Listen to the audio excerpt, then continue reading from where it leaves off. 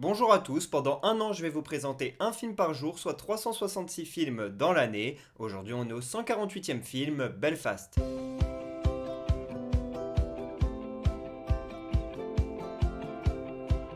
Belfast est un film sorti en 2021, réalisé par Kenneth Branagh. C'est un film autobiographique puisqu'il raconte l'enfance de ce même réalisateur. On le voit autour d'une dizaine d'années vivre à Belfast, la capitale de l'Irlande du Nord, dans un climat très compliqué puisqu'on est dans la période du conflit nord-irlandais. Et ce petit garçon, il va essayer d'être garder son innocence, de faire sa petite vie, mais il est confronté à un monde très dur et c'est tout ça qu'on suit dans ce film. Kenneth Branagh est un acteur et réalisateur irlandais que l'on connaît très bien. Il a par exemple joué le méchant russe dans Tenet, on le voit dans Oppenheimer, Good Morning England, ou encore pour jouer Gilderoy Lockhart dans Harry Potter.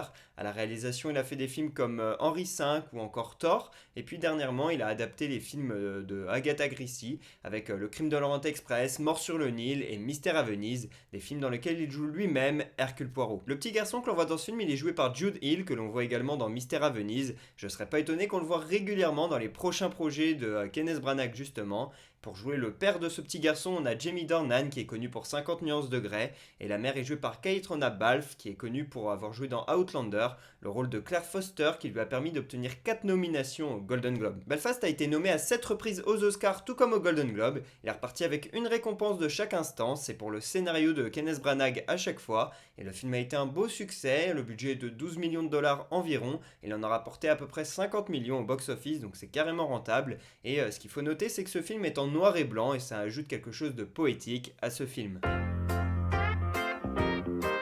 Si je vous parle de ce film aujourd'hui, c'est parce que le 27 mai 1966, l'Ulster Volunteer Force, qui est donc l'UVF, un organisme nord-irlandais, a tué un catholique civil qui était irlandais. Et à partir de là, eh bien, les tensions ont repris entre les deux Irlandes. Les deux Irlandes, elles ont été séparées dans les années 20. On a d'un côté l'Irlande, le pays qui est indépendant et qui est donc nationaliste et qui est catholique. Ils veulent être indépendants du Royaume-Uni. Et on a de l'autre côté l'Irlande du Nord, qui est donc sur la même île et qui est là beaucoup plus loyaliste et surtout protestant, non pas catholique. Donc il y a un problème de religion déjà, ce n'est pas les deux mêmes religions qui sont présentes sur l'île et dans les deux pays. Donc il y a déjà un conflit par rapport à ça et surtout par rapport au rôle avec le Royaume-Uni.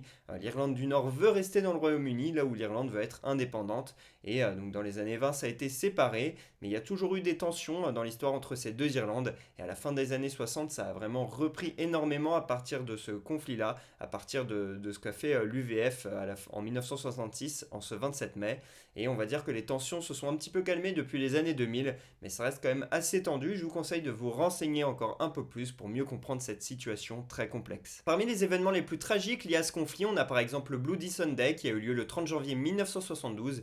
Il y avait des manifestants pacifistes qui étaient là dans les rues et qui se sont fait tuer et attaquer par l'armée britannique. Et donc ça a évidemment choqué tout le monde. On a parlé de dimanche ensanglanté, de Bloody Sunday. Ça a fait 14 morts et 28 blessés. C'est hyper violent. Et d'ailleurs, U2 l'a repris et en a fait une chanson, Sunday Bloody Sunday. On a aussi eu une grève de la faim en 1981 où des Irlandais nationalistes qui avaient été emprisonnés ont décidé d'arrêter de manger pour tout simplement pouvoir faire valoir leurs droits et demander à sortir de prison parce qu'ils avaient été emprisonnés suite au conflit, etc. C'était presque des prisonniers de guerre, mais bon, on n'allait pas jusqu'à dire ça, c'était un conflit, pas une guerre ouverte. Donc voilà, c'était assez tendu et Margaret Thatcher a complètement refusé de libérer ces Irlandais qu'il souhaitait. Et donc cette grève de la faim est allée extrêmement loin. Vous pouvez le voir d'ailleurs dans le film Hunger réalisé en 2008 par Steve McQueen. Donc je vous conseille de voir ce film également sur le sujet et donc d'aller un peu plus loin dans vos recherches pour mieux comprendre tout ça. Il y a eu beaucoup de moments très tendus et voilà, d'échauffourées, parfois pas trop dangereuses physiquement, mais parfois c'était aussi très violent à Belfast. Et ça a beaucoup marqué Kenneth Branagh, le réalisateur de ce film, qui a donc décidé de raconter un petit peu comment lui l'avait vécu en tant qu'enfant, puisqu'il est né en 1960 et qu'au début du conflit, il n'avait que 6 ans, donc c'était extrêmement jeune. Ce film, je l'ai vu il y a un an environ. J'avais vu l'affiche et le thème un petit peu du film. Et j'avais très envie d'aller le voir au cinéma, mais je n'avais pas pu y aller et tout. Donc je l'avais un peu loupé au cinéma.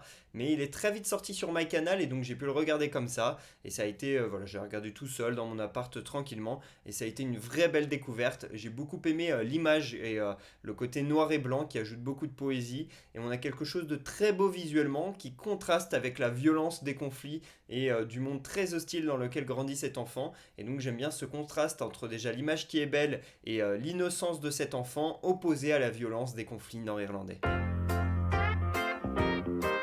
Je mets un 18 sur 20 à ce film parce que j'ai beaucoup aimé l'esthétique, la réalisation de Kenneth Branagh. Bien sûr, l'utilisation du noir et blanc est vraiment géniale, ça apporte une vraie plus-value au film. Donc pour tout ce côté-là, c'est une vraie réussite. Le scénario est très bon, on est attaché à cet enfant. Je trouve que sa famille est plutôt bien représentée, et avec des moments où voilà, on sent qu'il y a une éducation qui est marquée, et des moments de tendresse, etc. Il y a des beaux moments de famille également dans ce film. Il y a vraiment plein de belles choses, c'est pour ça que je mets un 18 sur 20. J'ai passé un très très bon moment devant ce film.